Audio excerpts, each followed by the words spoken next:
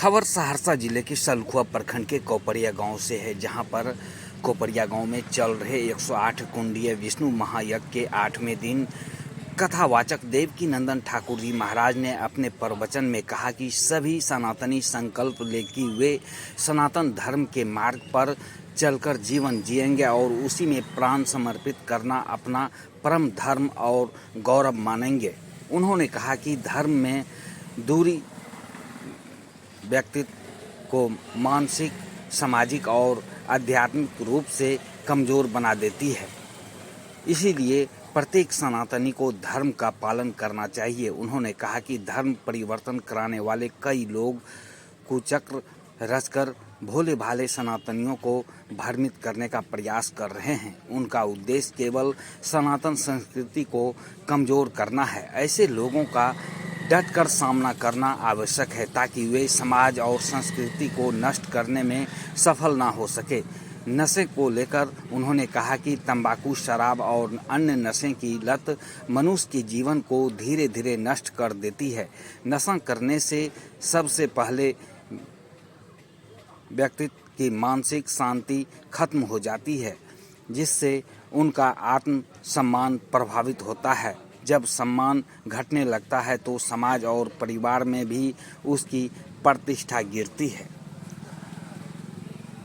उन्होंने कहा कि यदि नशा करना ही है तो भगवान की भक्ति का नशा करो। भक्ति का नशा मनुष्य को सन्मार्ग पर ले जाता है, आत्मबल बढ़ाता है और जीवन को सुखमय बनाता है। उन्होंने विवाह की सही आयु 20 से 25 वर्ष बताई।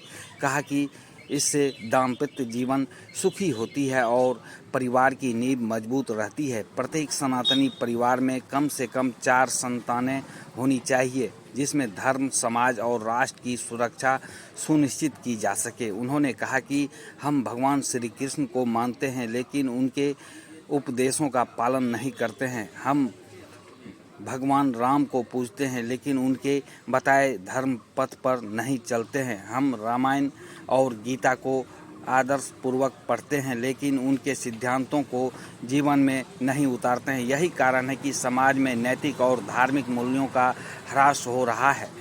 कथा के अंत में साधु संतों और गणमान्य नागरिकों ने आरती में भाग लिया। इसमें पूर्व विधायक डॉक्टर अरुण कुमार यादव, पूर्व जिला परिषद सदस्य पुष्पलता यादव, संजीव कुमार उर्फ भंटू यादव, शिक्षक संजीव भारती समेत अन्य साधु संत शामिल हुए। कथा प्रवचन संपन्न होने के बाद सड़क पर घंटों जाम लगा रहा। इससे महिला, पुरुष, श्रद्धालुओं और वाहन चालकों को भारी परेशानी के दौर से गुजरना पड़ा।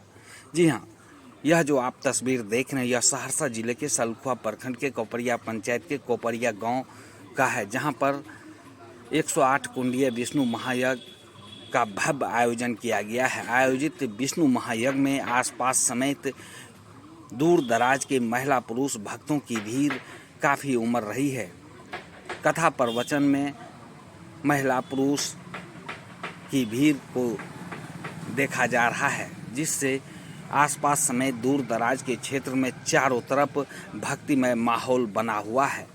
बताया जाता है कि सहरसा जिले के सलखुआ प्रखंड के कोपरिया पंचायत के कोपरिया गांव में आयोजित 108 कुंडीय विष्णु महायज्ञ बीते 18 से